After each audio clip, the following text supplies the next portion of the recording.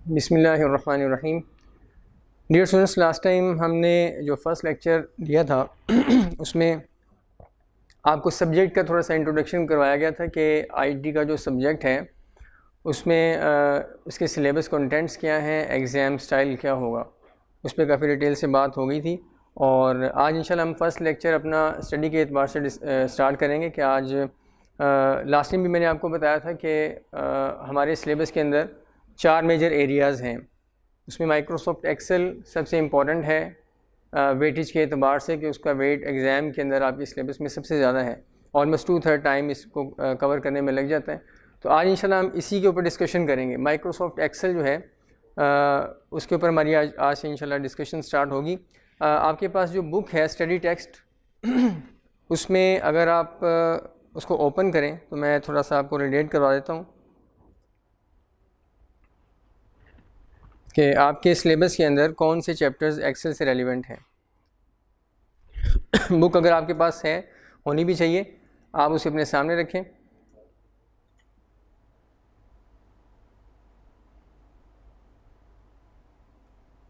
और स्टार्टिंग के जो पेजेस हैं जहाँ पे इंडेक्स दिया होता है वो आप अपने सामने ओपन कर लें। ये पेज, इंडेक्स वाला पेज, ये स्क्रीन पे अगर आप देखें तो आपको नज़र आ रहा होगा। इसमें ये आपका चैप्टर पूरे के पूरे सिलेबस का इंडेक्स है, कंटेंट्स हैं आपके सिलेबस के। और इसमें chapter number 1 computer hardware and operating system उससे रेलिवेंट है। चैप्टर नंबर 1, 2, 3 ये फर्स्ट 3 चैप्टर जो हैं ये इस एरिया से रेलिवेंट हैं। ये वाला लास्ट लेक्चर में आपने देखा होगा, मैंने आपको कंटेंट्स लिखवाए थे, तो इसमें 4th पोजीशन पे जो कंटेंट्स है वही हैं, computer hardware and operating system यानी सॉफ्टवेयर वगैरह। तो इससे रेलिवेंट ये 3 चैप्टर्स हैं। उसके बाद नेक्स्ट जो है एक्सेल से रेलिवेंट जो चैप्टर्स हैं, माइक्रोसॉफ्ट एक्सेल से रेलिवेंट चैप्टर नंबर 4 से लेके ऑनवर्ड चैप्टर नंबर 8 तक ये सारे एक्सेल से रेलिवेंट हैं। उसके बाद माइक्रोसॉफ्ट वर्ड है, वर्ड से रेलिवेंट ये 3 चैप्टर्स हैं। फिर पावर पॉइंट है, उससे रेलिवेंट ये 3 चैप्टर्स हैं। और लास्ट जो चैप्टर है 15, ये इसमें इन तीनों तरह के सॉफ्टवेयर से रेलिवेंट कुछ शॉर्टकट कीज़ दी हुई हैं जिनको यूज़ करके आप अपना काम क्विकली परफॉर्म कर सकते हैं। तो वो इंशाल्लाह हम हर चैप्टर के अंदर साथ साथ भी उन शॉर्टकट कीज़ को देखते जाएंगे। और जैसे ही मैं आपको किसी एक्टिविटी की शॉर्टकट की बताऊं, आपने वहीं पे बुक के ऊपर उसको लिख लेना, नोटबुक के ऊपर या टेक्स्ट बुक के ऊपर जहां आप अपने लिए मुनासिब समझें उसको आप नोट कर लीजिएगा। ऑल्दो कि ये लिस्ट सारी आखिर में दी हुई है, लेकिन जब आप साथ साथ नोट करते रहेंगे, यानी जिस पोजीशन पे जिस टॉपिक से रेलिवेंट शॉर्टकट की होगी अगर आप वहीं मेंशन कर लेंगे तो रिवाइज़ करने में आपके लिए फिर आसानी होगी। तभी इंशाल्लाह स्टार्ट करते हैं माइक्रोसॉफ्ट एक्सेल। सबसे पहला काम जो हमने करना है वो ये लर्न करना है कि माइक्रोसॉफ्ट एक्सेल ये एक सॉफ्टवेयर है, एक एप्लीकेशन है। इसमें इसको स्टार्ट कैसे करना है हमने, तो आपने अपने कंप्यूटर में कोई भी सॉफ्टवेयर अगर इंस्टॉल किया हुआ है तो उसको स्टार्ट करने का, ओपन करने का जो तरीका है वो ये कि आप यहाँ पे स्टार्ट मेन्यू में आएंगे।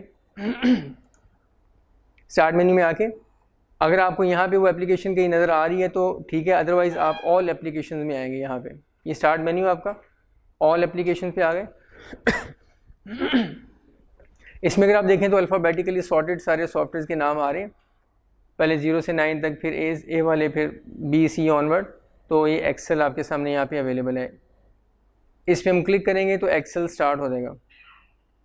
ये एक्सेल को स्टार्ट करने का आसान तरीका यहाँ पे भी है। और इसके अलावा अगर आप देखें तो माइक्रोसॉफ्ट विंडोज़ की ये टास्क बार है, ये वाली जो बार है ये टास्क बार कहलाती है। आपने अगर इस पर आइकॉन अपना ऐड किया हुआ एक्सेल का तो वो यहाँ पे भी मौजूद होगा, यहाँ क्लिक करके भी आप एक्सेल को स्टार्ट कर सकते हैं। लेकिन अभी चूँकि हम लर्निंग फेज़ में है, फर्स्ट टाइम आप ऐसा करने जा रहे हैं, तो आप यहाँ से स्टार्ट कीजिएगा इसको। ये स्टार्ट बटन पे आ गए, ऑल एप्लीकेशंस, और उसके बाद यहाँ से एक्सेल पे क्लिक कर लेंगे। ये हमारे सामने एक्सेल की स्टार्टिंग स्क्रीन आ गई। ये एक्सेल की स्टार्टिंग स्क्रीन कहलाती है। अब एक चीज़ याद रखिएगा, जब भी हमने एक्सेल पे या किसी भी सॉफ्टवेयर पे काम करना हो तो एक्सेल में हमेशा क्या करना पड़ेगा, हमें एक फ़ाइल ओपन करनी पड़ेगी। एक्सेल पे या किसी भी सॉफ्टवेयर पे काम करने के लिए, वर्ड है, पावर पॉइंट है, उस पर काम करने के लिए हमें उस सॉफ्टवेयर के अंदर एक फ़ाइल ओपन करनी पड़ेगी। अभी हम एक्सेल पे काम करने जा रहे हैं तो एक्सेल में हमें एक फ़ाइल सबसे पहले क्रिएट करनी पड़ेगी ताकि हम उस फाइल पे काम कर सकें। एक्सेल के अंदर जो फ़ाइल बनती है उसको टेक्निकली एक नाम दिया जाता है वर्क बुक। ये याद रखिएगा, माइक्रोसॉफ्ट एक्सेल के अंदर काम करने के लिए हम जो फाइल क्रिएट करते हैं उसको हम वर्क बुक का नाम देते हैं, वर्क बुक। अब वर्क बुक आपने स्टार्ट करनी है, हमने एक्सेल स्टार्ट कर लिया, ये स्क्रीन हमारे सामने आ गई। अब इसमें काम करने के लिए हमें क्या करना पड़ेगा, फाइल यानी एक वर्क बुक ओपन करनी पड़ेगी। तो हम एक ब्लैंक वर्क बुक ओपन करने जाते हैं। हम देखते हैं कि ब्लैंक वर्क बुक यानी जिसमें कुछ भी ना हो, कोई डाटा ना हो, कोई उसमें डिज़ाइनिंग ना हो, वो हमने बिल्कुल ज़ीरो से स्क्रैच से स्टार्ट करनी है। तो वो कैसे करनी है, अब अगर आप देखें तो स्क्रीन पे आपको एक ऑप्शन नज़र आ रही होगी ब्लैंक वर्क बुक की। इस पर क्लिक करेंगे तो एक ब्लैंक वर्क बुक आपके सामने ओपन हो जाएगी और फिर उसके बाद उस पर हम वर्किंग कर सकेंगे। ये ऑप्शन यहाँ पे भी है न्यू के अंदर, ये देखें यहाँ से भी आप इसे ओपन कर सकते हैं। तो मैं यहीं से डायरेक्टली जो स्क्रीन फर्स्ट टाइम आपके सामने आई थी उसी से ओपन कर रहा हूँ। इस पर क्लिक करने से, इस पर क्लिक किया तो ये एक्सेल की फ़ाइल जिसे हम वर्क बुक कहते हैं वो आपके सामने ओपन हो चुकी हुई है। अब इंशाल्लाह आज का हमारा जो लेक्चर होगा वो इसी स्क्रीन के ऊपर होगा कि ये जो सारी स्क्रीन आपको नज़र आ रही है, इस स्क्रीन के ऊपर डिफरेंट जो ऑप्शंस हैं उन ऑप्शंस का ऑब्जेक्टिव क्या है, वो क्या करती हैं। इसे एक्सेल का इंटरफेस कहते हैं, इंटरफेस। यूँ समझ लें कि ये एक्सेल का वो फेस है जिसके ज़रिए से आप एक्सेल से इंटरेक्ट करेंगे, एक्सेल को बताएंगे मैं ये करना चाह रहा हूँ, यहाँ पे आप डाटा मेंशन करेंगे, ऊपर ऑप्शन हैं उनको यूज़ करेंगे। तो आज हम इस स्क्रीन का इंट्रोडक्शन लेंगे इंशाल्लाह। सबसे पहले एक चीज़ याद रखिएगा, एक्सेल में हमने एक फ़ाइल ओपन कर ली हुई है, ब्लैंक वर्कबुक के जो है ना वो हमने ओपन कर ली हुई है। तो इस पे काम करने से पहले हम क्या करेंगे, इसको सेव कर लेंगे, सेव करके इसे अपने कंप्यूटर के किसी पोर्शन में हम इसे सेव कर लेते हैं और उसके बाद फिर इस पर वर्किंग करेंगे ताकि जो भी इस पर वर्किंग करें वो साथ साथ सेव होती रहे। तो अभी पहला काम हमने जो किया आज वो एक्सेल की फ़ाइल को ओपन करना हमने लर्न किया है कि एक्सेल के अंदर आपने एक ब्लैंक वर्कबुक कैसे ओपन करनी है। मैं इसको रिपीट कर देता हूँ। हमने क्या किया था, स्टार्ट बटन पे गए, ऑल एप्लीकेशन पे गए, यहाँ से आके हमने एक्सेल को स्टार्ट किया तो स्टार्टिंग स्क्रीन आ गई। स्टार्टिंग स्क्रीन के ऊपर हमने ब्लैंक वर्कबुक को ओपन करने के लिए ब्लैंक वर्कबुक वाली ऑप्शन पे क्लिक कर दिया तो हमारे सामने ये रिज़ल्ट आ गया, ब्लैंक वर्कबुक एक्सेल में ओपन हो चुकी हुई है। अब इसी को करने के लिए एक शॉर्टकट की याद रखें, ब्लैंक वर्कबुक एक्सेल के अंदर ब्लैंक वर्कबुक ओपन करने के लिए एक शॉर्टकट की है, मैं यहाँ पे लिख देता हूँ न्यू ब्लैंक वर्कबुक।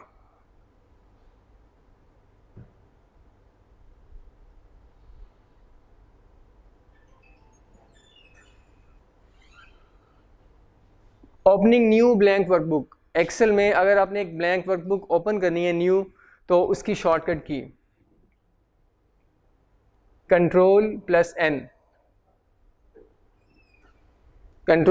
ये अपने पास यहाँ लिख लीजिएगा अपनी नोटबुक के अंदर कि एक्सेल के अंदर अगर हमने एक ब्लैंक न्यू वर्कबुक ओपन करनी है, नई फाइल ओपन करनी है, तो उसकी शॉर्टकट की Ctrl+N है। कंट्रोल की प्रेस करेंगे और साथ फिर जो है N प्रेस कर देंगे। सबसे पहले कंट्रोल प्रेस करेंगे, उसके बाद N प्रेस करेंगे, तो ऐसे आपके सामने जो है, लेकिन ये उस वक्त प्रेस करेंगे जब आपने एक्सेल को ओपन किया होगा।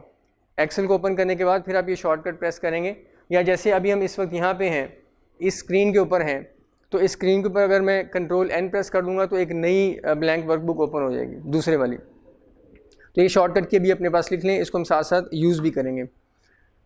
अब आते हैं स्क्रीन के ऊपर। ये स्क्रीन जो आपको नज़र आ रही है एक्सेल का इंटरफेस, इसको अंडरस्टैंड करते हैं कि ये क्या है। सबसे ऊपर ये वाला जो एरिया है इसमें सेंटर में आपको एक्सेल और उसके लेफ़्ट साइड पे बुक 1 लिखा हुआ नज़र आ रहा है, टाइटल, ये वाला एरिया। इस एरिया को हम कहते हैं टाइटल बार, इस एरिया को हम नाम देते हैं टाइटल बार। अच्छा, अब एक काम करें, अपनी स्टडी टेक्स्ट जो है वो सामने रखें। मैं आपके सामने स्टडी टेक्स्ट भी ओपन कर रहा हूँ।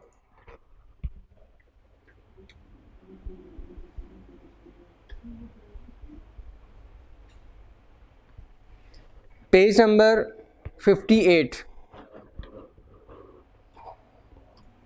पेज नंबर 58 पे आ जाएं। ये आपके सामने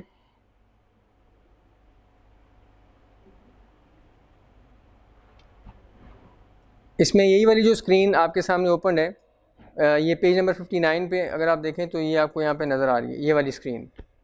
ये वही स्क्रीन है जो हमने बैकएंड पे ओपन की हुई है। उसको थोड़ा सा यहाँ पे मेंशन किया गया है कि इस स्क्रीन के ऊपर कौन सी ऑप्शन क्या है, उसका क्या नाम है। यहाँ पे कुछ ऑप्शन लिखी हुई हैं, लेकिन इससे ज़्यादा इंशाल्लाह हम सारी डिस्कस करेंगे।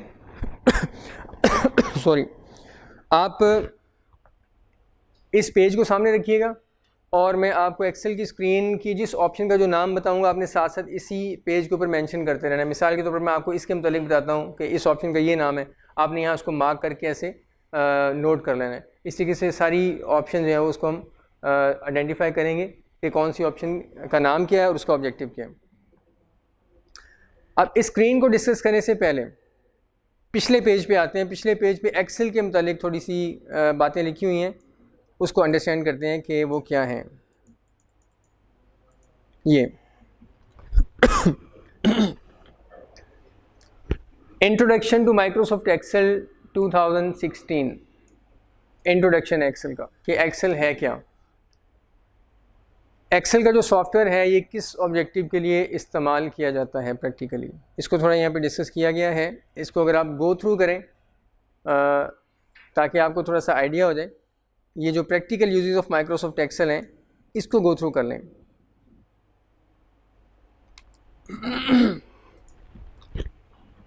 Microsoft Excel's substantial power and flexibility make it useful tool for both personal and business use। काफ़ी यूज़फुल सॉफ्टवेयर है पर्सनल यूज़ के लिए भी और बिज़नेस यूज़ के लिए भी। आप इसको अपने पर्सनल डाटा को मेंटेन करने के लिए भी इस्तेमाल कर सकते हैं और एक बिज़नेस, एक ऑर्गेनाइजेशन अपने डाटा को मेंटेन करने के लिए भी इस सॉफ्टवेयर को इस्तेमाल कर सकती है। इसमें काफ़ी फ्लेक्सिबिलिटी है, काफ़ी इसमें टूल्स हैं डाटा को स्टोर करने के लिए, एनालाइज करने के लिए, रिपोर्ट्स बनाने के लिए, समरीज़ बनाने के लिए, ये सारे टूल्स इसके अंदर अवेलेबल हैं। इसलिए डाटा को जहाँ मैनेज करने की बात आती है, ख़ास तौर पर न्यूमेरिकल डाटा, तो उसके लिए एक्सेल एक बहुत जो है ना सूटेबल सॉफ्टवेयर है। इसमें काफ़ी ज़्यादा ऑप्शन हैं डाटा को एनालाइज करने के लिए और रिपोर्ट्स वगैरह उसकी बनाने के लिए। अब इसमें कुछ यूजेस आगे लिखे भी हुए हैं, इसको गो थ्रू कर लेते हैं। मैनेज पर्सनल फाइनेंस, आप अपना पर्सनल कोई इंडिविजुअल है, कोई आदमी अपना फाइनेंस कहाँ से इनकम, किन किन सोर्सेस से इनकम आ रही है, कहाँ कहाँ उसके एक्सपेंसेस हो रहे हैं, वो सारा इसका रिकॉर्ड बनाना चाहता है तो इसके लिए एक्सेल को यूज़ कर सकता है। मैनेज बिजनेस फाइनेंस, इसी तरीके से एक बिज़नेस है, एक ऑर्गेनाइजेशन है, वो अपने फाइनेंस के रिकॉर्ड्स मेंटेन करना चाह रही है कि उसकी इनकम किन किन सोर्सेज से आ रही है और कहाँ कहाँ पे जो है वो इस्तेमाल हो रही है, तो उसका रिकॉर्ड मेंटेन किया जा सकता है एक्सेल के अंदर।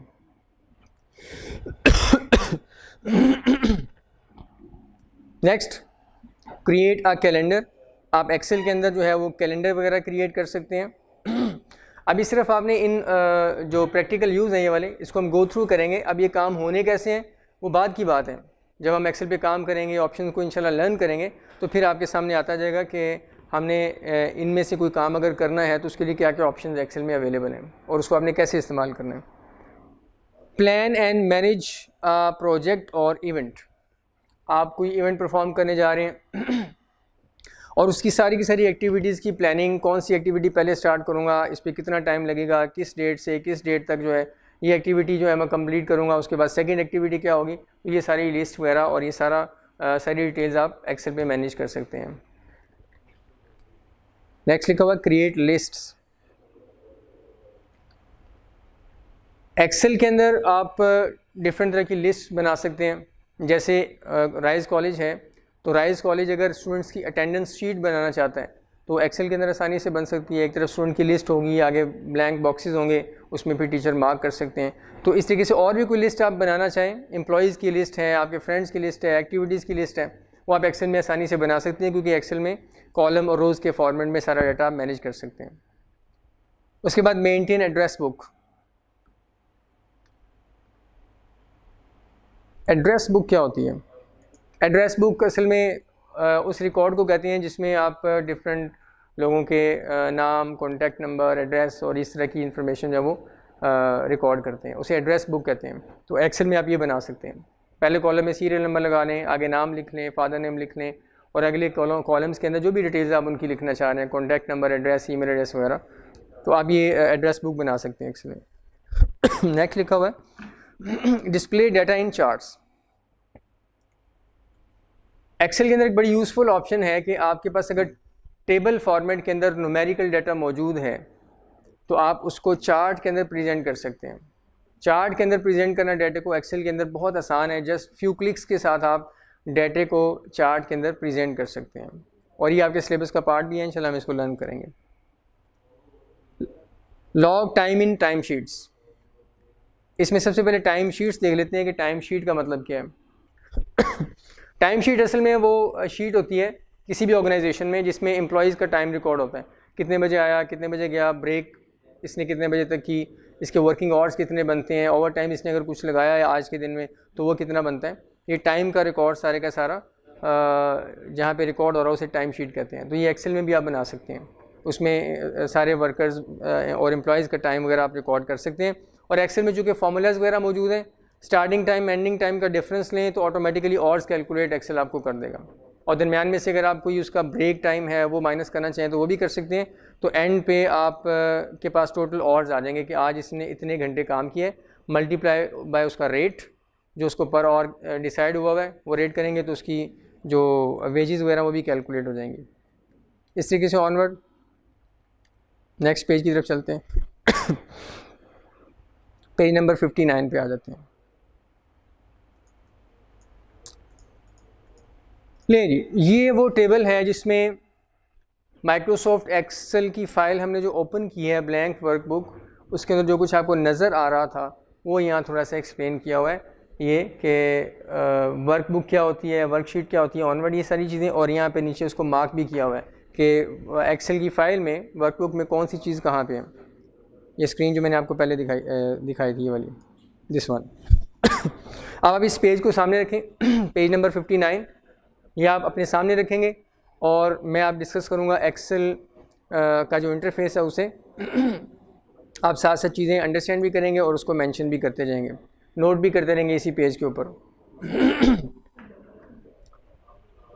ये जो स्क्रीन है इसमें सबसे टॉप पे ये वाला एरिया जिसमें एक्सेल और बुक 1 लिखा हुआ है, दिस वन, इसको हम कहते हैं टाइटल बार। इसे हम टाइटल बार का नाम देते हैं। टाइटल बार इसे क्यों कहते हैं? एक तो ये सबसे टॉप पे है, और दूसरा इसमें जो सॉफ्टवेयर हमने ओपन किया हुआ है जिसका नाम एक्सेल है उसका नाम आ रहा है यहाँ पे एक्सेल, और लेफ़्ट साइड पे एक्सेल के अंदर जो फाइल हमने ओपन की है एक्सेल ने उसे खुद ही एक नाम दे दिया है बुक 1 का। मैंने आपको बताया था ना एक्सेल में काम करने के लिए फ़ाइल ओपन करते हैं और फाइल को नाम देते हैं टेक्निकली वर्कबुक। वर्कबुक इसका एक जनरल नाम है, और उसका कुछ आप स्पेसिफिक नाम भी डिसाइड कर सकते हैं। जैसे जहाँ आप क्लासेस वगैरह लेने के लिए जाते हैं उसे स्कूल कहते हैं, पढ़ने के लिए जाते हैं, तो स्कूल एक जनरल नाम है, तो उसका कोई स्पेसिफिक नाम भी स्कूल वालों ने अपना रखा होगा। इसी तरीके से जैसे कॉलेज है, कॉलेज एक जनरल नाम है जहाँ स्टूडेंट प्रोफेशनल स्टडीज़ के लिए जाते हैं, और स्पेसिफिक नाम क्या है, राइज़ है, ठीक है। इसी तरीके से एक्सेल के अंदर कोई भी आप फाइल क्रिएट करते हैं उसे इन जनरल वर्कबुक कहते हैं, और उस वर्कबुक का अगर आप अपनी तरफ से कोई नाम डिसाइड करना चाहें तो वो नाम भी आप डिसाइड करके रख सकते हैं। जैसे हम वर्कबुक स्टार्ट करते हैं एक्सेल खुद ही उसे एक नाम दे देता है। यहाँ पे उसने नाम दिया हुआ है बुक 1 का।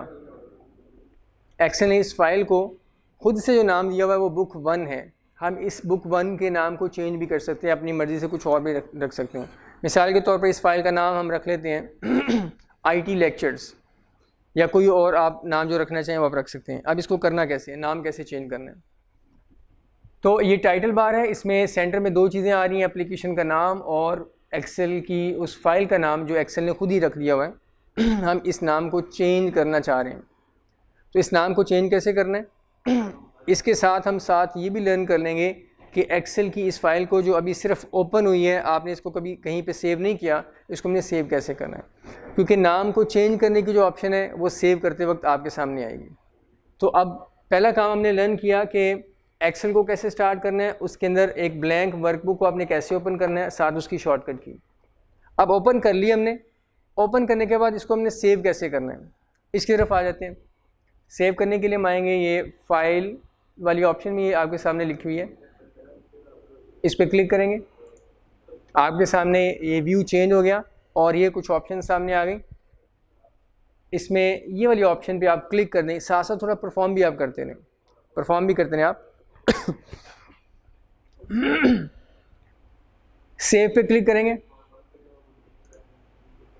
तो हमारे सामने ये राइट साइड पे देखें कुछ ऑप्शन आ रही हैं। आपसे पूछा जा रहा है, ये सारी ऑप्शन असल में इनका ऑब्जेक्टिव कि आप ये बताएं, ये मेंशन करें कि आप अपनी इस फाइल को किस जगह पे सेव करना चाह रहे हैं, किस जगह पे सेव करना चाह रहे हैं। किसी रीसेंट फोल्डर में मैं इसको आ रहा हूँ, यहाँ पे ब्राउज़ कर रहा हूँ,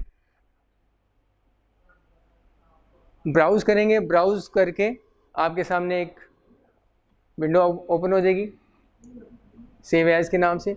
अब इसमें आप लोकेशन बताएंगे कि इस लोकेशन पे हमने इस फाइल को सेव करना है। मैं इस फाइल को सेव कर रहा हूँ डेस्कटॉप पे, और डेस्कटॉप पे CAIT फाइल्स के नाम से एक फ़ोल्डर है, इस फोल्डर के अंदर जाके हमने इसे सेव करना है। इस फोल्डर पे डबल क्लिक किया, ये फ़ोल्डर ओपन हो गया। अभी इसमें फ़िलहाल कोई फाइल्स नहीं है। तो सबसे पहला काम करना है आपने किसी भी फ़ाइल को सेव करते हुए, जो आपने बिल्कुल अभी स्टार्ट की है फ़ाइल और उसको आपने सेव करना है, तो सबसे पहले आप क्या करेंगे, फ़ाइल पे क्लिक करेंगे और यहाँ पे सेव वाली ऑप्शन पे आ जाएंगे। सेव वाली ऑप्शन पे क्लिक करते हैं, साथ ही आपके सामने ये विंडो ओपन हो जाएगी। इसमें सबसे पहले हमने लोकेशन बतानी है कि हम अपनी फ़ाइल को किस फोल्डर में सेव करना चाह रहे हैं। दूसरा काम आपने क्या करना है, ये देखें नीचे फ़ाइल का नाम बताना है आपने कि आप अपनी फ़ाइल जो सेव करने जा रहे हैं उसका नाम क्या रखना चाह रहे हैं। अभी फ़िलहाल देखें बुक 1 लिखा हुआ नज़र आ रहा है, ये बुक 1 एक्सेल ने खुद ही इसको अपना एक नाम दे दिया हुआ है। हम इसको चेंज कर लेते हैं, मैं इसका नाम रख रहा हूँ प्रैक्टिस फाइल 1। प्रैक्टिस फाइल 1 मैंने इसका नाम रख दिया। उसके बाद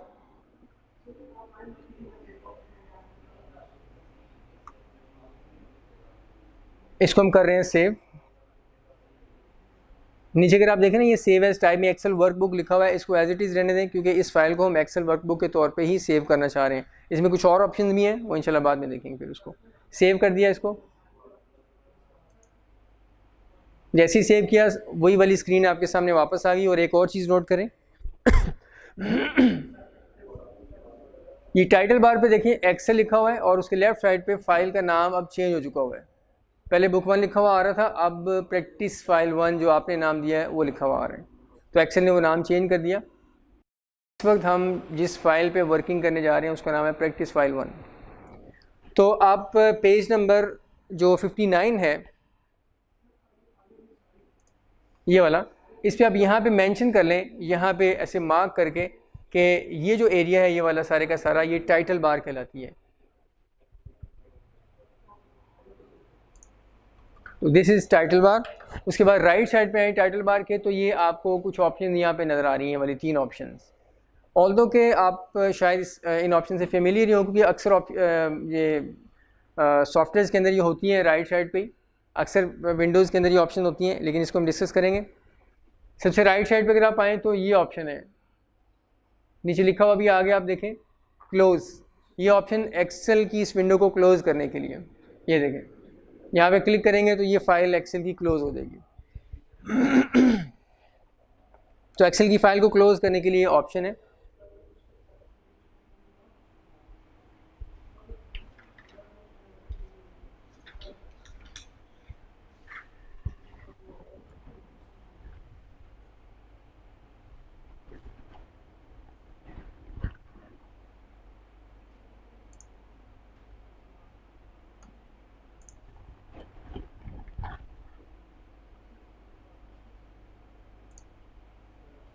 जी, अब नेक्स्ट ऑप्शन की तरफ आते हैं।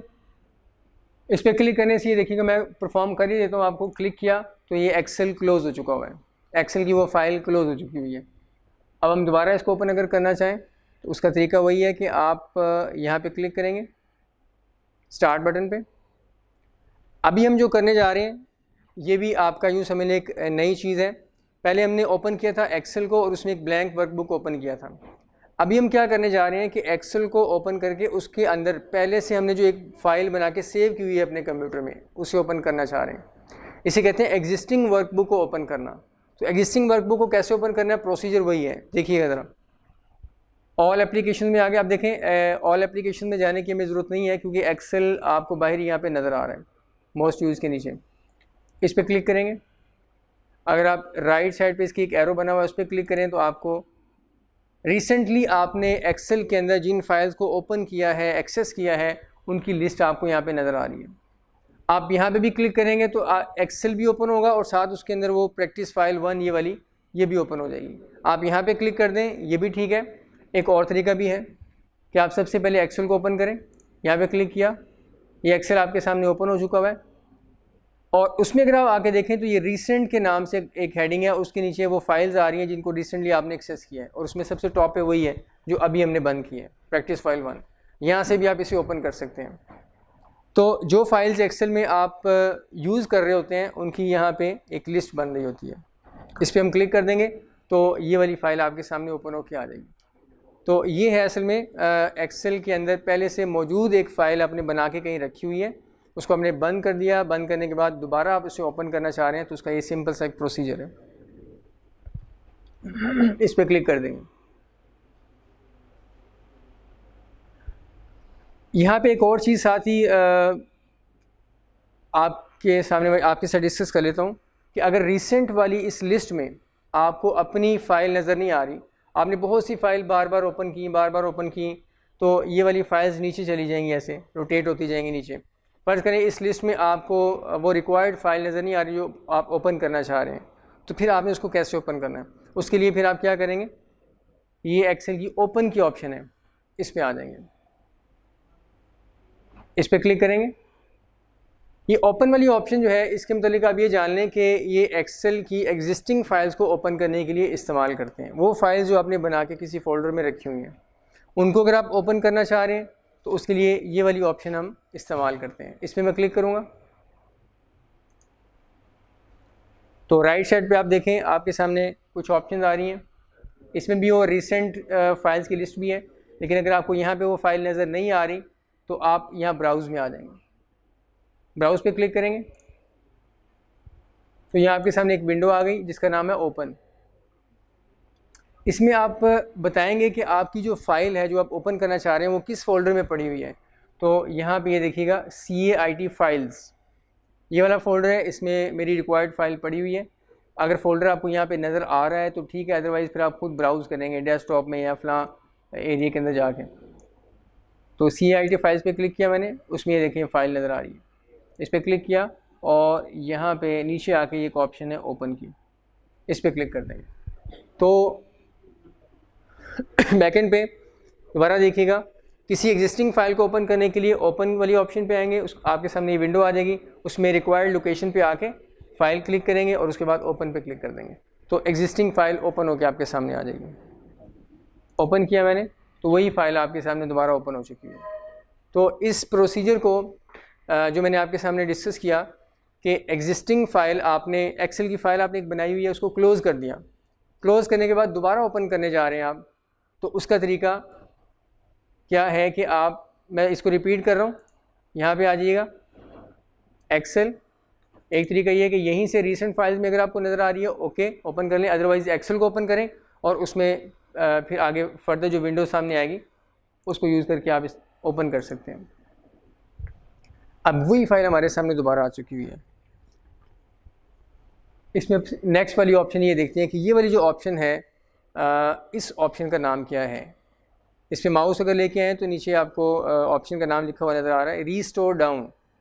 रीस्टोर डाउन, ये जो एक्सेल की विंडो है, ये वाली सारी की सारी विंडो पूरी स्क्रीन पे आपको जो नज़र आ रही है, इसको आप रीस्टोर करना चाह रहे हैं, रीसाइज़ करना चाह रहे हैं, इसका साइज़ कम करना चाह रहे हैं, तो इस ऑप्शन पे हम कर देंगे क्लिक।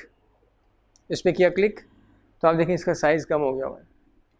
जब इसका साइज़ कम हो जाता है तो इसका एक फ़ायदा ये होता है कि आप टाइटल बार पे क्लिक करके माउस यहाँ पे लाएं टाइटल बार पे और बटन प्रेस करके रखें और फिर आप इसको ऐसे ड्रैग कर सकते हैं, लेफ़्ट राइट या ऊपर नीचे से मूव कर सकते हैं ऐसे। इसका फ़ायदा होता है कि स्क्रीन पे कुछ बैकएंड पे जो डेस्कटॉप पे आपका स्क्रीन है उसमें कोई और फाइल अगर आप देखना चाह रहे हैं तो उसको रीस्टोर कर लें और उन फाइल्स को आप देख सकते हैं, ओपन भी कर सकते हैं। जब आप इसे इस तरीके से रीस्टोर कर लेंगे, रीसाइज़ कर लेंगे, तो फिर आप देखें तो राइट बॉर्डर पे आएँ तो ये इस तरीके से एरो बना हुआ आपको नज़र आ जाएगा। ये एरो जो है इसको रीसाइज़ करने के लिए है। यहाँ आप क्लिक करके इसको, इस विंडो के साइज़ को कम ज़्यादा भी कर सकते हैं, देखिएगा ऐसे। और बॉटम वाले बॉर्डर पे आ जाए तब भी एरो आपको बना हुआ नज़र आ जाएगा। ऐसे आप वर्टिकली इसको रीसाइज़ कर सकते हैं। अगर आप दोनों डायरेक्शन में से रीसाइज़ करना चाह रहे हैं तो ये राइट लोअर कॉर्नर पे माउस लाएंगे तो ये ऐसे डायगोनल एरो बन जाएगा। इसको आप ड्रैग करके दोनों डायरेक्शन में ऐसे रीसाइज़ कर सकते हैं ऐसे। ये उस सूरत में है जब आपने इसको रीस्टोर कर लिया हो, उसके बाद फिर आप इन ऑप्शन को एक्सरसाइज कर सकते हैं। उसके बाद दोबारा इसी ऑप्शन पे आते हैं। अब इस ऑप्शन के ऊपर लिखा हुआ नज़र आ रहा है मैक्सिमाइज़। ये देखिएगा, माउस इसके ऊपर लेके आएंगे तो नीचे जो टिप नज़र आ रही है मैक्सिमाइज़ लिखा हुआ है। यानी अब आप इस ऑप्शन पे क्लिक करेंगे तो आपकी स्क्रीन मैक्सिमाइज़ हो जाएगी, पूरी स्क्रीन पे चली जाएगी ये। उसके बाद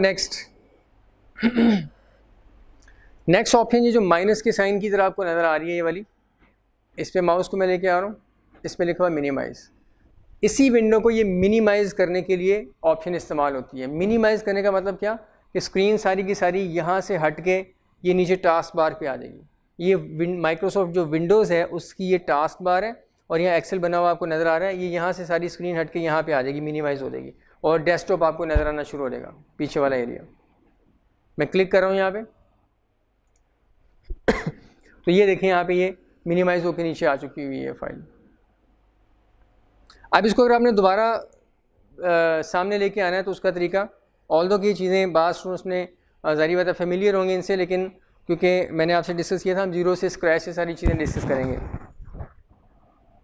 तो इसलिए ये सारी चीज़ें मैं डिटेल से डिस्कस कर रहा हूँ कि आपने इसको अब दोबारा से मैक्सिमाइज़ कैसे करना है। मिनिमाइज़ कर दिया। अब ये जो एक्सेल का आइकॉन नीचे बना हुआ आपको नज़र आ रहा है यहाँ पे स्क्रीन पे, इसके ऊपर माउस को लेके आएंगे तो उसके ऊपर आपको ये फ़ाइल, उसका शॉर्ट व्यू, थंबनेल व्यू नज़र आ जाएगा। आप माउस के ज़रिए से इसके ऊपर क्लिक कर दें ऐसे, तो ये फ़ाइल दोबारा से मैक्सिमाइज़ होकर आपके सामने आ जाएगी। ये तीन ऑप्शन आपके सामने क्लियर होगी। उसके साथ ही एक ये ऑप्शन है ribbon display options. Ribbon display options, इसको अभी थोड़ी देर तक देखते हैं। इसके लिए आपको जानना ये ज़रूरी है कि रिबन क्या होता है, वो अभी हम बाद में डिस्कस करेंगे। इसको लेफ़्ट साइड पे आ जाएं, टाइटल बार के लेफ़्ट साइड पे ये कुछ ऑप्शन है ये वाली। इस एरिए को, इतने से एरिए को नाम देते हैं क्विक एक्सेस टूल बार। इसको आप वहाँ मेंशन कर लीजिएगा पेज नंबर 59 के ऊपर कि ये जो एरिया है ये वाला लेफ़्ट कॉर्नर वाला जिसमें आपको कुछ ऑप्शंस नज़र आ रही हैं, इस एरिया को, इतने से एरिया को हम नाम देते हैं क्विक एक्सेस टूल बार। इसका ऑब्जेक्टिव क्या है और इसके अंदर हम कुछ ऑप्शंस को एडलेस भी कर सकते हैं, वो भी अभी हम देखेंगे रिबन की डिस्कशन के बाद। इसका भी फ़िलहाल नाम आप लिख लें अपने पास, इसका नाम है क्विक एक्सेस टूल बार।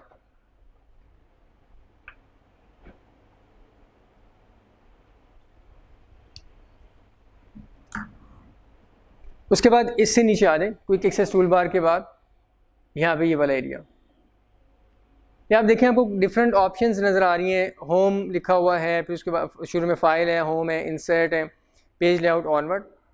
इन सारी की सारी ऑप्शन की जो नाम लिखे हुए ना ऊपर, इनको नाम देते हैं हम टैब्स का, TABS। सिंगल हो तो उसे टैब कहते हैं और ज़्यादा हो तो उनको हम कलेक्टिवली टैब्स कह देते हैं। ये सारी की सारी टैब्स कहलाती हैं।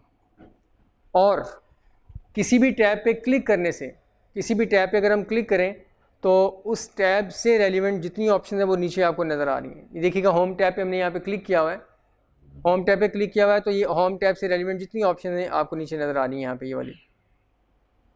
ये जो एरिया सारे का सारा ये वाला है जिसमें आपको किसी भी टैब से रेलिवेंट सारी ऑप्शंस नज़र आ रही हैं, इस एरिया को हम नाम देते हैं इंक्लूडिंग टैब्स। इस एरिया को हम नाम देते हैं रिबन का, रिबन, RIBBON, रिबन। रिबन में अगर आप देखें ये सारी ऑप्शंस आपको जो नज़र आ रही हैं, इसको अगर आप देखें गौर से तो ये देखिएगा ये ऑप्शन है कुछ और इनके नीचे ये नाम लिखा हुआ है क्लिपबोर्ड। क्लिपबोर्ड, ये जो नीचे नाम लिखे हुए हैं ये वाले, इन्हें हम नाम देते हैं ग्रुप्स का। यानी किसी भी टैब के अंदर किसी भी टैब से रेलिवेंट रिबन में जो ऑप्शन है वो सारी की सारी ग्रुप्ड हैं, ग्रुप्ड फॉर्मेट के अंदर हैं। एक ग्रुप ये बना हुआ है, इसका नाम है क्लिपबोर्ड, एक ग्रुप ये है, इसका नाम है फ़ॉन्ट। अब इस ग्रुप का मकसद क्या है, फ़ॉन्ट से रेलिवेंट, फ़ॉन्ट को चेंज करने से रेलिवेंट जितनी ऑप्शन हैं वो सारी की सारी इस ग्रुप में आपको मिल जाएंगी, यहाँ पे एक ही जगह पे मिल जाएंगी। और आगे आ जाए अलाइनमेंट, अलाइनमेंट से रेलिवेंट जितनी ऑप्शन एक्सेल में है वो उन्होंने यहाँ पे इकट्ठी कर दी हुई हैं एक जगह पे। और इस तरीके से ऑनवर्ड आए, नंबर, स्टाइल्स, सेल्स, एडिटिंग, ये डिफरेंट ग्रुप्स आपको नीचे नज़र आ रहे हैं। ये इसका ऑब्जेक्टिव ये है कि यूज़र को एक ही तरह की ऑप्शंस एक ही जगह पे मिल जाए, बिखरी हुई ना हो। उन्होंने फ़ॉन्ट से रेलिवेंट ऑप्शंस यहाँ पे मेंशन कर दिए हैं सारी की सारी, और इस तरीके से अलाइनमेंट से रेलिवेंट यहाँ पे हैं, कट कॉपी पेस्ट से रेलिवेंट यहाँ पे ऑप्शन हैं। तो ये ग्रुप्स के फॉर्मेट में सारी ऑप्शन को कैटेगराइज कर दिया गया। तो याद रखें कि नीचे जो ये चीज़ें आ रही हैं ये वाली, ये ग्रुप्स कहलाते हैं, ग्रुप्स। एक और चीज़ इसी ग्रुप्स के अंदर आप देखें, ये क्लिपबोर्ड का ग्रुप है ये वाला, इससे रेलिवेंट ऑप्शन सारी आपको नज़र ही आ रही हैं। और साथ ही आपको राइट साइड पे करके यहाँ छोटा सा एरो नज़र आ रहा है ये वाला, और आपको ये डिफरेंट ग्रुप्स के साथ नज़र आ रहा होगा। ये देखिए फ़ॉन्ट में भी आपको नज़र आ रहा है, अलाइनमेंट वाले ग्रुप में भी है राइट साइड पे, और नंबर में भी है, स्टाइल्स में नहीं है, सेल्स में नहीं है, एडिटिंग में नहीं है। कुछ ग्रुप्स में आपको ये एरो छोटा सा नज़र आ रहा है, कुछ में नहीं है। तो जिन ग्रुप्स के साथ राइट साइड पे ये एरो नज़र आ रहा है, इस पर क्लिक करने से क्या होगा, आपके सामने एक विंडो ओपन हो जाएगी। उस विंडो में इस ग्रुप से रेलिवेंट, मिसाल के तौर पर ये जो फ़ॉन्ट है, यहाँ पे अगर हम क्लिक करें इस पर, तो जो विंडो ओपन होगी उसमें इन ऑप्शंस के अलावा, ये जो आपको ऊपर नज़र आ रही है, इन ऑप्शंस के अलावा कुछ एक्स्ट्रा ऑप्शंस भी होंगी। तो उन एक्स्ट्रा ऑप्शंस को एक्सेस करने के लिए हम इस एरो के ऊपर क्लिक कर देते हैं। आम तौर पे जो ऑप्शन इस्तेमाल होती हैं वो आपके सामने यहाँ पे मेंशन है, और इसके अलावा कुछ और एक्स्ट्रा ऑप्शन भी माइक्रोसॉफ्ट वालों ने ऐड की हुई हैं, वो यहाँ से आपको मिल जाएंगी। तो इस एरो का ये ऑब्जेक्टिव है कि कुछ एक्स्ट्रा ऑप्शन को आप एक्सेस करना चाह रहे हैं तो आप यहाँ आके देख सकते हैं। अभी इन सारी चीज़ों का नाम और ऑब्जेक्टिव ये हम डिस्कस कर रहे हैं, इनका फंक्शन और इसको इस्तेमाल कैसे करना है वो भी हम डिस्कस नहीं कर रहे हैं। अभी सिर्फ आप ये याद रखें कि ऊपर टैब्स हैं, फिर नीचे रिबन है, और रिबन के अंदर भी ग्रुप्स मौजूद हैं। ग्रुप्स के फॉर्मेट में ऑप्शन को कैटेगराइज किया हुआ है, और बाज़ ग्रुप्स के अंदर एक्स्ट्रा ऑप्शन मौजूद हैं, उसके लिए एरो की बना होगा, बाज़ में नहीं होगा। उसके बाद फर्दर नीचे आते हैं, यहाँ पे ये छोटा सा बॉक्स बना हुआ आपको नज़र आ रहा है, इसके ऊपर अगर माउस लेके आएँ तो लिखा हुआ है नेम बॉक्स, यही इसका नाम है, नेम बॉक्स। इसको मेंशन कर लें, ये मेंशन है आपके पेज नंबर 59 के ऊपर मार्क हुआ है, लिखा हुआ है ये नेम बॉक्स है।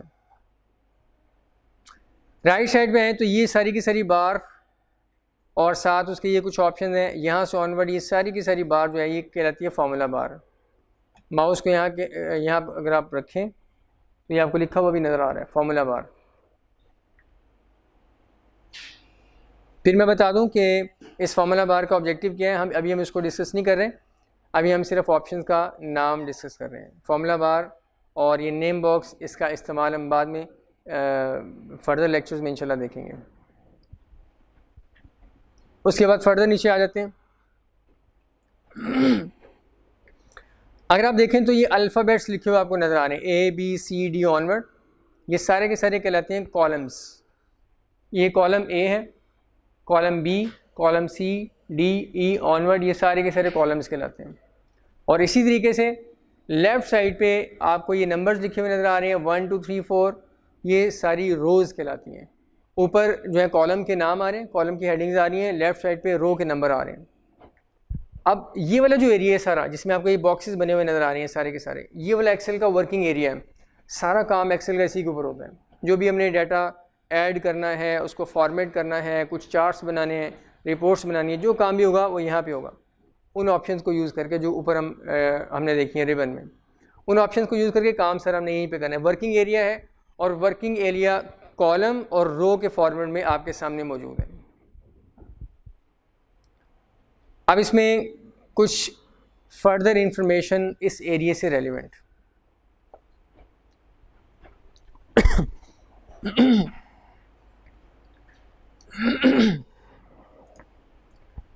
ये अगर आप देखें तो यहाँ पे बॉक्सेस जो आपको ये छोटे छोटे नज़र आ रहे हैं ना, ये वाले, इनको नाम दिया जाता है सेल का।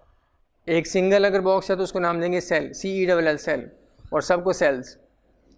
तो ऊपर कॉलम्स, लेफ़्ट साइड पे रोज़ और दरमियान में सेल्स, ये वर्किंग एरिया।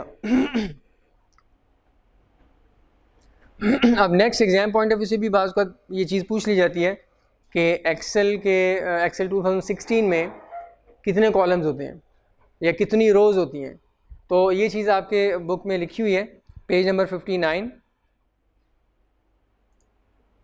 यही वाला पेज मैं आपके सामने ओपन कर रहा हूँ।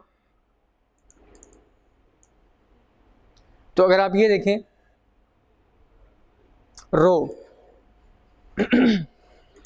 रो में लिखा हुआ है कि an Excel 2016 worksheet has 10,48,576 rows numbered from 1 to the last. तो ये इतनी रोज़ हैं, ये आप याद रख लीजिएगा इस नंबर को, लेकिन आपने घबराना नहीं है। अगर आपको ये नंबर याद नहीं हो रहा तो परेशान भी नहीं होना, इसको मैं आपको बता देता हूँ आपने इसको कैसे देखना है एक्सेल के अंदर। ये स्क्रीन आपके सामने है। हम ये देखना चाह रहे हैं कि जो रोज़ हैं कितनी है नीचे तक, 1 से लेके ऑनवर्ड ये नज़र आ रही है, 20, 21, 22, 23 तक तो नज़र आ रही है। हमने बिल्कुल लास्ट रो तक जाना है, लास्ट रो देखनी है कि कौन सी है। तो उसके लिए मैं आपको एक शॉर्टकट की बताता हूँ, आप प्रेस कीजिएगा अपनी स्क्रीन पे भी, तो आप बिल्कुल लास्ट रो में चले जाएंगे। वहाँ आपको लास्ट रो का नंबर लिखा हुआ नज़र आ रहा होगा, वही जो अभी हमने पढ़ा आपकी बुक में। तो कंट्रोल प्रेस करेंगे, कंट्रोल और साथ डाउन एरो, 4 एरो कीज़ होती है ना, लेफ़्ट राइट टॉप डाउन। तो जो डाउन एरो की है वो प्रेस करेंगे, पहले कंट्रोल प्रेस करेंगे फिर डाउन एरो। यहाँ पे इस एरिया को सिलेक्ट करके कंट्रोल प्रेस किया मैंने और डाउन एरो। तो ये देखिएगा लास्ट रो में हम आ चुके हुए हैं। ये लास्ट रो में हम आ चुके हुए हैं। ये लास्ट रो वही है, अगर आपको स्क्रीन पे पूरी नज़र आ रही है तो शुरू में 1 और बाकी वही नंबर है। यहाँ पे आके एक्सेल की जो हद है वो ख़त्म हो जाती है, एक्सेल की सरहद यूँ समझ ख़त्म हो जाती है यहाँ पे। अच्छा, आप खुद ज़रा सोचें, मैंने आपको बताया नीचे आने के लिए, बिल्कुल आखिरी रो पे आने के लिए जो आपने की प्रेस करनी है कंट्रोल डाउन एरो। अब आप ज़रा खुद सोच सकते हैं कि वापस ऊपर जाने के लिए कौन सी की प्रेस करनी पड़ेगी। मुझे उम्मीद है आपके जहन में आ रहा होगा। कंट्रोल प्रेस करेंगे और फिर अप एरो प्रेस कर देंगे तो आप वापस फर्स्ट रो में चले जाएंगे, कंट्रोल अप एरो, तो वो फर्स्ट रो में हम आ चुके हैं। इस तरीके से आप रोज़ का नंबर नीचे से आइडेंटिफाई कर सकते हैं।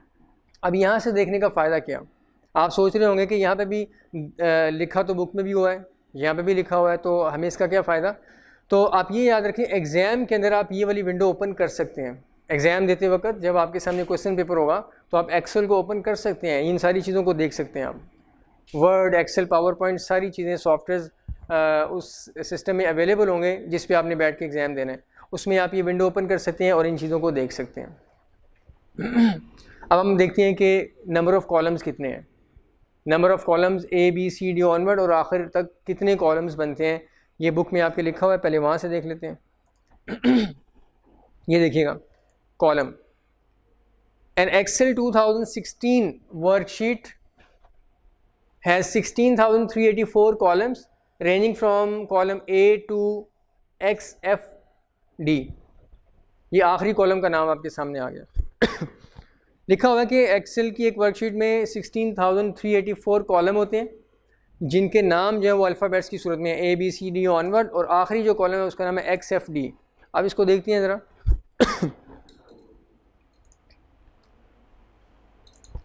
अब हमने लास्ट कॉलम में जाना है। अभी हम पहले कॉलम में, लास्ट कॉलम में जाना है जो कि राइट साइड पे होगा। तो आप खुद सोच सकते हैं ज़रा कि जैसे लास्ट रो तक जाने के लिए हमने कंट्रोल डाउन एरो प्रेस की थी, तो राइट साइड पे जाने के लिए हमें क्या प्रेस करना पड़ेगा, कंट्रोल के साथ right arrow, control right arrow. तो बिल्कुल लास्ट कॉलम में हम आ चुके हुए हैं। ये देखिएगा, ये एक्सेल की राइट बाउंड्री ख़त्म हो गई हुई है। इसके बाद समझ लें इलाका गैर शुरू होता है। यहाँ पे आप कुछ नहीं कर सकते, सिर्फ यहाँ तक वर्किंग कर सकते हैं आप। अच्छा देखिए, इस लास्ट कॉलम का नाम है XFD, वही जो आपने बुक में पढ़ा, बुक में भी लिखा हुआ है। आपने इसको भी याद रख लेना है। नहीं याद होता कोई इशू नहीं है। आपको अगर क्वेश्चन आ जाए कि लास्ट कॉलम का नाम क्या है, आप बता सकते हैं यहाँ से देख के।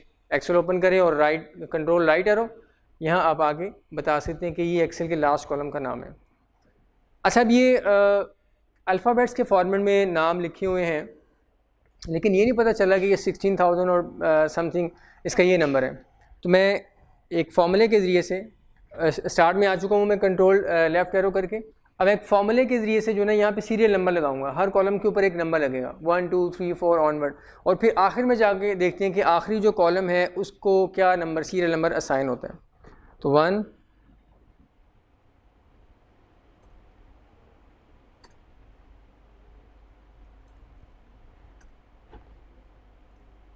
ये देखिए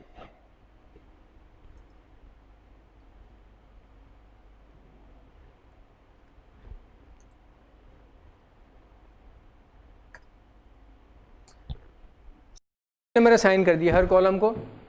कॉलम ए जो है इसका नंबर 1 है, कॉलम बी इसका नंबर 2 है, ऑनवर्ड ये ऐसे चल रहे हैं। अब कंट्रोल राइट एरो में प्रेस करूँगा तो आप लास्ट में जाके देख लेते हैं कि लास्ट कॉलम का नंबर क्या बनता है। ये देखिएगा 16,384 इस कॉलम का ये नंबर बनता है। इतने कॉलम्स यहाँ पे मौजूद हैं एक्सेल की एक वर्कशीट में। अब ये किया कैसे है मैंने, इसकी टेंशन नहीं लेनी है आपने, क्योंकि अभी आपने पढ़ा नहीं है फॉर्मूलाज वगैरह कैसे अप्लाई करते हैं। अभी सिर्फ नंबर आइडेंटिफाई करने के लिए मैंने ये काम किया है। जब इंशाल्लाह हम फॉर्मूलाज डिस्कस कर लेंगे चैप्टर नंबर 6 में है, तो फिर आप ये काम आसानी से कर सकते हैं, आपको भी आ जाएगा, बेफिक्र नहीं। अब मैं इसको रिमूव कर रहा हूँ।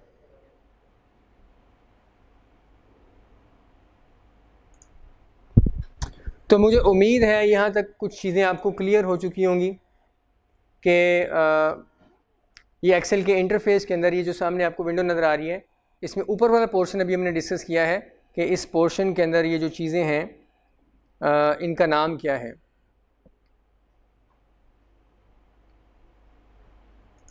वर्किंग एरिया और उससे ऑनवर्ड की जो चीज़ें हैं वो इंशाल्लाह हम फर्दर नेक्स्ट लेक्चर में डिस्कस करेंगे।